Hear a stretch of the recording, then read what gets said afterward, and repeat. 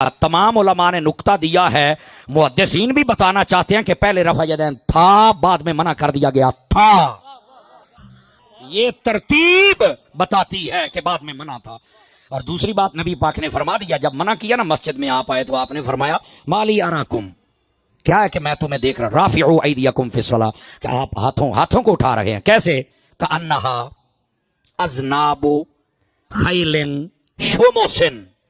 फरमाया जिदा शरारती घोड़े बार बार पूछल चुकते ने, तुसी एवें हाथ चुकी आउंदे हो, तुहानू एक बारी रोकिया नहीं?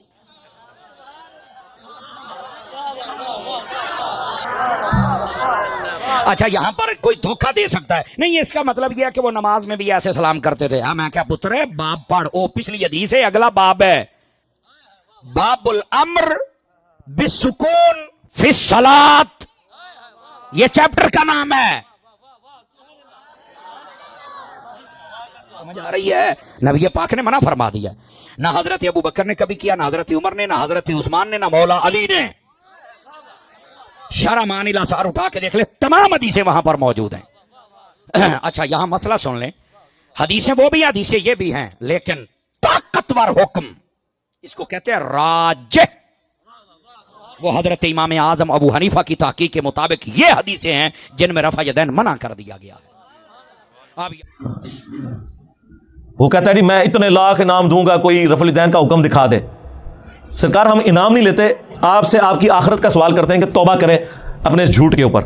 हम दिखाते हैं रफुल यदैन का हुक्म बुखारी मुस्लिम से, लेकिन पहले आप बात को समझें, यह एक मुकदमा है। सही बुखारी और मुस्लिम की मुत्तफकुन अलैह हदीस है। नबी अलैहिस्सलाम ने फरमाया अल्लाह ने मुझे जवामे कलिमात के साथ भेजा है, मैं बात मुख्तसर करता हूं और मफहूम गहरा। बुखारी मुस्लिम दोनों में हदीस है, इन्नमल आमालु बिन्नियात, अमाल का दारो मदार तो सिर्फ नीयतों के ऊपर है। अब ये एक जुमला है, इसके ऊपर पूरी किताब लिखी जा सकती है। ये है जवामे कलिमात, इसको आप ज़हन में रखें। अब आ जाए बुखारी मुस्लिम दोनों में हदीस है। मालिक बिन हुवैरिस कहते हैं रज़ियल्लाहु ताला अन्हु अलैहि सलाम, हम चंद नौजवान थे, 20 दिन के लिए हुजूर के पास गए मेहमान बन के। हुजूर की वफात से 1-1.5 साल पहले ग़ज़वा तबूक के मौका पर मस्जिद नबवी में ठहरे 20 दिन तक। आपके सुबह शाम ऑब्जर्व किए। जब हुजूर ने देखा ना कि अब हमें घर की याद सता रही है, तो अच्छे टीचर की यही निशानी है कि इससे पहले कि कोई उकता जाए खुद ही उसे भेज दिया जाए। आज तो आप कहते हैं ना हुजूर में आपके ज़माने में होता तो हर वक्त आपको वजू करवाता रहता, ऐसा नहीं होता, दुनिया में ऐसे नहीं मामला चलते। तो वो कहते हैं हमें अपने माँ बाप याद आना शुरू हो गए। तो हुजूर ने जब ये देखा ना कि अब ये इनका इंटरेस्ट लूज हो रहा है, तो आपने कहा कि सबको इकट्ठा करके कहा कि अब अपने गाँव एरिया में वापस चले जाओ। जब जाना तो जब नमाज का टाइम हो तो तुमने मुझे 5 वक्त नमाज पढ़ते हुए देखा है, इन औकात में तुमने नमाज पढ़नी है। एक बंदा अजान देगा जो ज़्यादा कुरान जानता है और उम्र में भी बड़ा हो, वो तुम्हारी इमामत करवाए। और सल्लू कमा रअयतुमूनी उसल्ली, और नमाज तुमने वैसे पढ़नी है जिस तरह मुझे तुमने नमाज पढ़ते हुए देखा है। क्लियर हो गया? ये जुमला आप किसी इंटरनेशनल अदालत में भी ले जाए तो वो आपके उलमा की जहालत के ऊपर हंसेंगे कि इसके बाद रसूलुल्लाह को ये कहने की ज़रूरत है कि जब नमाज शुरू करना तो हाथ कानों तक उठाना, जब रुकू में जाना तो हाथ कानों तक उठाना, जब रुकू से सर उठाना तो हाथ कानों तक उठाना, सुबहान रब्बियल अज़ीम रुकू में पढ़ना, सुबहान रब्बियल आला सजदे में पढ़ना, फजर के 2 फर्ज पढ़ना, जोर के, ये सारा कुछ आपको कहने की ज़रूरत है जो लोग 20 दिन से हुजूर को देख रहे हैं। इसके बाद सिर्फ एक हमारी जिम्मेदारी है कि जिस शख्स को हुजूर ने ये कहा ना तुमने नमाज वैसे इस्टेब्लिश करनी है जिस तरह मुझे तुमने देखा है, हम उस शख्स से ये बता दें कि हुजूर को नमाज पढ़ते हुए उसने कैसे देखा है, फिर काम खत्म हो गया ना। रफुल यदैन का हुक्म आ जाएगा ना बीच में, जब आपने कहा तुमने नमाज उस तरह पढ़नी है जिस तरह मुझे पढ़ते हुए देखा, जवामे कलिमात हो गए। तो सरकार मालिक बिन हुवैरिस से पूछ ले, बुखारी मुस्लिम दोनों में मौजूद है कि मालिक बिन हुवैरिस रज़ियल्लाहु ताला अन्हु कहते हैं कि जब नबी अलैहिस्सलाम नमाज शुरू करते तो दोनों हाथ कानों तक उठाते। बुखारी में सिर्फ है कि उठाते, मुस्लिम है कानों तक। और बुखारी में अब्दुल्ला बिन उमर की जो हदीस है उसमें है कंधों तक, हथेलियां कंधों की सीध में, उंगलियां कानों की सीध में, या यूं भी उठा सकते हैं, कानों तक उठाते। और रुकू में जाते वक्त कानों तक उठाते, और रुकू से सर उठाते तो कानों तक उठाते। मालिक बिन हुवैरिस खुद नमाज का तरीका सिखा रहे हैं, बल्कि बुखारी में अल्फाज हैं, वो कहते हैं नमाज का मेरा इरादा नहीं था, मैं तुम्हें नमाज सिखाने के लिए बता रहा हूं कि मैंने नबी अलैहिस्सलाम को इस तरह नमाज पढ़ते हुए देखा है रफुल यदैन के साथ। और इवन बुखारी में जलसा इस तरह आया है कि मालिक बिन हुवैरिस पहली और तीसरी रकत में उस वक्त तक नहीं खड़े होते थे दूसरी और चौथी रकत के लिए जब तक बैठ ना जाए दूसरा सजदा करके भी। वैसे तो अलग से भी बुखारी में हुक्म है, नबी अलैहिस्सलाम ने एक तेजी से साहबी को नमाज पढ़ते हुए देखा, تو فرمایا دوبارہ پڑھو، تم نے نماز نہیں پڑھی. 3 دفعہ ہوا تو چوتھی دفعہ آپ نے جب اس کو نماز کا طریقہ سکھایا تو اس میں آپ نے فرمایا پوری تفصیل کے ساتھ ہے. جب آپ سجدے پہ پہنچے فرمایا پہلا سجدہ کرو پھر سکون سے بیٹھ جاؤ، پھر دوسرا سجدہ کرو پھر سکون سے بیٹھو، اور پھر اگلی رکعت کے لیے کھڑے ہو. اس میں جلسہ استراحت کا ذکر موجود ہے. مالک بن حویرث کہتے ہیں میرا ارادہ نہیں تھا، میں صرف نماز سکھانے کے لیے تمہیں بتا رہا ہوں. اور مالک بن حویرث وہ ہیں جو حضور کی وفات سے 1-1.5 سال پہلے مسلمان ہوئے ہیں. اور آپ کو جو بندی بریلوی حنفی یہ کہانی کرا رہے ہیں جی مکے میں رفع الیدین ہوتا تھا، مدینے میں منع ہو گیا. اور رفع الیدین کے جتنے راوی ہیں نا میجورٹی وہ ہیں جو فتح مکہ کے بعد مسلمان ہوئے ہیں. ہجرت مدینہ نہیں، فتح مکہ کے بعد 8 ہجری کے بعد. وائل بن حجر کی حدیث ہے مسلم شریف میں، ابو داؤد میں. بلکہ وائل بن حجر تو پھر 1 سال بعد ابو داؤد میں سنن نسائی میں آئے کہ دوبارہ آئے. وہ کہتے ہیں میں نے سردیوں میں دیکھا کہ صحابہ کرام چادروں کے اندر سے رفع الیدین کر رہے ہوتے تھے. اس سے یہ بھی مسئلہ پتہ چل گیا کہ چادر کے لیے ہاتھ باہر نکالنے کی ضرورت نہیں، اندر سے بھی رفع الیدین ہو سکتا ہے. 8 ہجری میں بندہ مسلمان ہو رہا ہے، 9 ہجری میں وہ دوبارہ سردیوں کے موسم میں حضور کی نماز دیکھنے کے لیے آیا مدینہ شریف اور رفع الیدین سے پڑھتے ہوئے دیکھ رہا ہے. تو مسعود کس ٹائم ہوا ہے؟ کوئی نہیں ہوا سرکار. سنی اور شیعہ دونوں قائل ہیں رکوع میں جاتے وقت، رکوع سے اٹھتے وقت اور تیسری رکعت سے اٹھتے وقت رفع الیدین کرنے کے اوپر. یہ دلیل کے بے تاج بادشاہ جو ہے نا ان کے تاج کی حقیقت یہ ہے جو میں آپ کو بتا رہا ہوں. یہ لوگوں کا علمی لیول ہے. یہ رفع الیدین کا حکم دکھائیں جی، دکھا دیا. اب آپ کے پاس قیامت تک ٹائم ہے کہ آپ نے بتانا ہے کہ مالک بن حویرث نے یہ جو نعوذ باللہ غلط نماز سکھائی کب انہوں نے توبہ کی ہے غلط نماز سکھانے سے، یہ ذرا آپ نے بتانا ہے.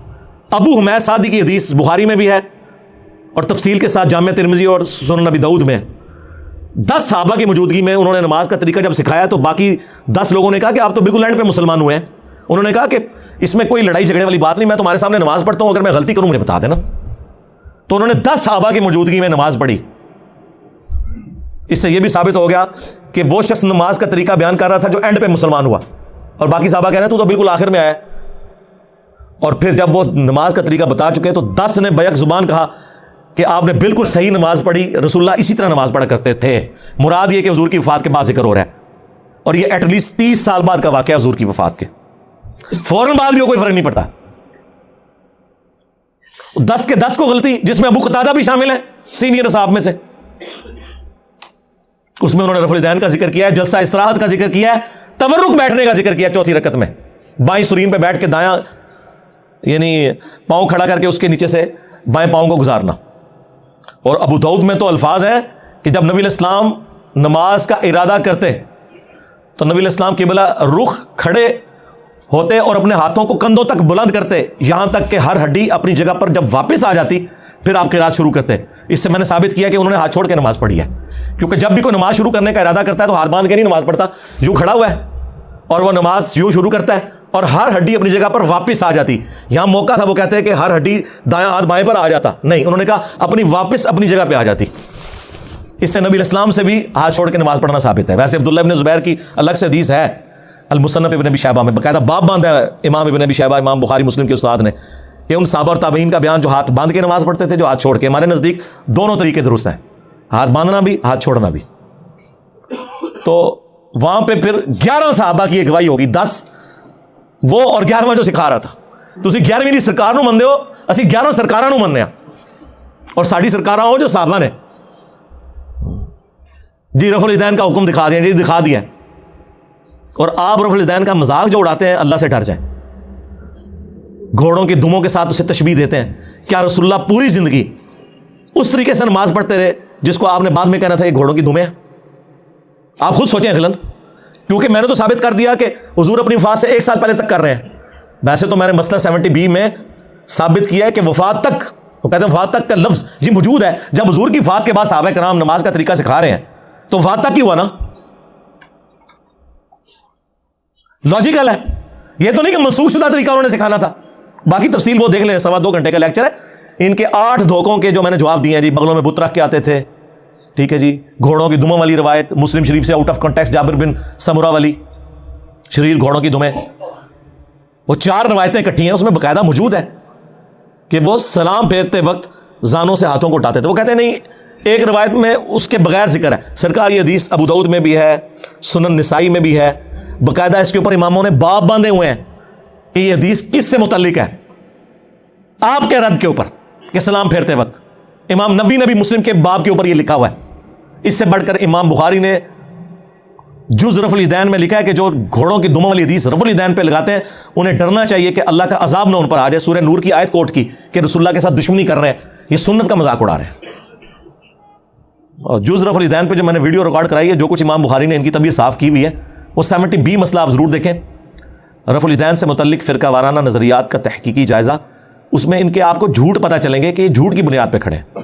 اور ہم تو بڑے خوش ہوتے ہیں کوئی گھوڑوں کی دموں والی حدیث بتا دے, بت رکھنے والی جھوٹی بات خود گھڑی بھی بتا دیں, ہم پھر کہتے ہیں آپ کو بتائیں گے. بلکہ اس سے بڑھ کر میں G10 میں رہتا تھا, یہ میں بات کر رہا ہوں 2008-9 کی, 8 سے آلموسٹ کوئی 14-15 سال پہلے.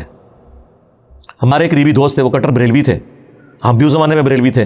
میرے ساتھ وہ اعتکاف بیٹھے G10 کی مسجد میں, G10 4 میں. جب میں ریورٹ ہوا تو وہ بھی تحقیق میں پڑ گئے, وہ وہیں کے رہنے والے تھے. جب تحقیق میں پڑھے تو ہمارے گھر کے قریب ایک دیوبندیوں کی مسجد بھی تھے, کبھی ہم نماز وہاں پڑھتے رفع الیدین سے شروع کر دی. لیکن نماز میں آپ کو پتہ سب کے پیچھے پڑھتا ہوں. ایک نماز دیوبندیوں کے پیچھے پڑھتے تھے, فجر کی اہل حدیث کے پیچھے پڑھتے تھے, مغرب عشاء کی کبھی بریلویوں کے پیچھے, کبھی دیوبند کے پیچھے. وہاں کے مفتی کو کھٹکا لگا, اس نے کہا چلو یہ تو گمراہ ہوئے ہیں, تو آؤٹ سائڈر ہے. جو G10 کا رہنے والا ہے نا بندہ, جس کا اپنا ذاتی گھر تھا وہاں پہ جدی پشتی, جو ان کا دوست ہے, اس کو تو ہم قائل کریں. اس نے ایک کتابچہ دے دیا اسے رفع الیدین کے خلاف نا, کہ نماز کا حنفی طریقہ صحیح ہے. وہ کتابچہ میرے پاس لے کے آیا, میں نے کہا بہت اچھی بات ہے. مطلب وہ جب میں نے کتاب پڑھی تو میں تو خوشی سے پھولے نہ سماؤں. اس نے پہلی حدیث پتہ کیا لکھی ہوئی, کانوں تک ہاتھ اٹھانے کا ثبوت. تو کانوں تک تو ہم بھی اٹھاتے ہیں الحمدللہ, لیکن حدیث لکھی مالک بن حویرث والی, مسلم شریف سے. اور حدیث لکھی کہ مالک بن حویرث کہتے ہیں کہ میں نے نبی علیہ السلام کو دیکھا کہ جب نماز شروع کرتے تو دونوں ہاتھ کانوں تک اٹھاتے. میرا دل کرے میں تو لڑیاں پاواں, ہاں میں کہ ایسے ہی رک جا کے تو کتاب ٹرنی نہیں. یہ حدیث میں نے کہا میں اوریجنل نہ دیوبند اور بریلویوں کی کتاب مسلم شریف جو ترجمے کے ساتھ ہے اس میں سے تجھے دکھاؤں گا, اور تو نے خود رفع الیدین شروع کر دینا ہے. کہتے کیسے؟ میں نے کہا یہ دیکھ, انہوں نے آدھی حدیث لکھی ہوئی ہے, اس کے آگے لکھا ہوا ہے جب رکوع میں جانے لگتے تو کانوں تک ہاتھ اٹھاتے, اور جب رکوع سے سر اٹھاتے تو کانوں تک ہاتھ اٹھاتے. یہ مالک بن حویرث بھی تو ہماری پوری نماز کا طریقہ ہے, صلو کما رأیتمونی اصلی. ہمیں اور کیا چاہیے؟ اچھا وہ کتابچہ لے کے نا وہ دیوبند کے مفتی کے پاس پہنچ گیا. یہ ان مفتیوں کا, یہ دلیل کے جو بے تاج بادشاہوں کا علمی لیول یہ ہوتا ہے. وہ جب وہاں پہ پہنچا نا, اس نے کہا یہ آپ نے جو حدیث لکھی ہے آپ نے مسلم شریف سے پڑھی. اس نے کہا یہ تو بہت بڑے عالم دین کی کتاب ہے, یقیناً یہ لکھا ہوگا. انہوں نے کہا لکھا تو ضرور ہے, لیکن صرف اتنا نہیں لکھا ہوا, اس کے آگے تو کچھ اور بھی لکھا ہوا ہے. اس نے کہا یہ ہو نہیں سکتا. انہوں نے کہا یہ دیکھو مسلم شریف میں لکھا ہوا ہے کہ جب نماز شروع کرتے تو کانوں تک ہاتھ اٹھاتے, اور جب رکوع میں جانے لگتے تو کانوں تک ہاتھ اٹھاتے, اور جب رکوع سے سر اٹھاتے تو کانوں تک ہاتھ اٹھاتے. تو یہ اس نے آدھی حدیث کیوں لکھی ہے؟ اس کے بعد کوئی گنجائش رہ گئی تھی. لیکن جب اللہ تعالیٰ ختم اللہ علی قلوبہم وعلی سمعہم وعلی ابصارہم غشاوہ, دلوں پر, آنکھوں پر, کانوں پر مور لگ جائے, جو سورۃ البقرہ میں آیا اور سورۃ الانعام میں آیا کہ ہم ان کے دلوں کو اور آنکھوں کو حق قبول کرنے سے پھیر دیں گے, جیسا کہ پہلی دفعہ جب ان پہ حق کھلا تھا نا تو انہوں نے حق سے اناد کیا تھا, اب ہم ان کے اوپر مورے لگا دیں گے. وَلَوْ أَنَّنَا نَزَّلْنَا إِلَيْهِمُ الْمَلَائِكَةَ, اور یہ اب ایسی گمراہی میں پڑ جائیں گے اگر آسمان سے فرشتے ان کے سامنے نازل ہوں اور مردے قبروں سے نکل کے انہیں بتائیں نا کہ آخرت ہونے والی ہے, اور قیامت کا تمام منظر ان کی آنکھوں کے سامنے آ جائے, تب بھی یہ ایمان نہیں لے کے آئیں گے, کیونکہ اللہ نے مور لگا دی ہے. اور یہی ہوا اس کے ساتھ. وہ کہتا ہے کہ جی ہم نے یہ آدھی حدیث اس لیے لکھی ہے کہ یہ ہماری دلیل تھی. انہوں نے کہا یار حدیث تے پوری دلیل ہوندی ہے, آدھی تے نہیں. یہ تو علماء یہود والا کام کیا ہے, افتؤمنون ببعض الکتاب وتکفرون ببعض, کتاب کے کچھ حصے کو مانتے ہو کچھ کو چھوڑتے ہو. اور پھر اللہ نے کہا اس کی سزا ہے کہ دنیا میں بھی ذلت ہے اور آخرت کا بڑا عذاب تمہارا انتظار کر رہا ہے. اور دنیا میں دیکھ لیں میرے ہاتھوں ان کی کیا ذلت ہوئی ہے. انہوں نے پچھلے 1000 سال میں جتنی عزت کمائی تھی نا, پچھلے 10-12 سال میں اس سے زیادہ ذلت کما چکے میں. میرا ایک نعرہ ان کو لے جاتا ہے کہ میرے نبی سا ہے ہی کوئی نہیں, تیرے بابے تھے شے ہی کوئی نہیں. دیکھ لیں ذلت کمائی ہے انہوں نے.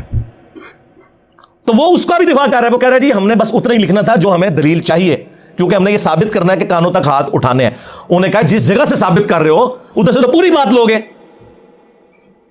یہ ہو سکتا ہے کہ آپ قرآن سے آدھی بات لیں کہ نماز کے قریب مت جاؤ, اور آپ کہیں کہ میں نے یہی بات ثابت کرنی تھی کہ نماز کوئی ضروری نہیں. ہم کہیں گے آگے لکھا ہے جب تم نشے کی حالت میں ہو, یہی کہیں گے نا. تو یہ کرتے ہیں, اور چونکہ ان کو بڑوں سے یہی عادت پڑی ہوئی ہے آدھی بات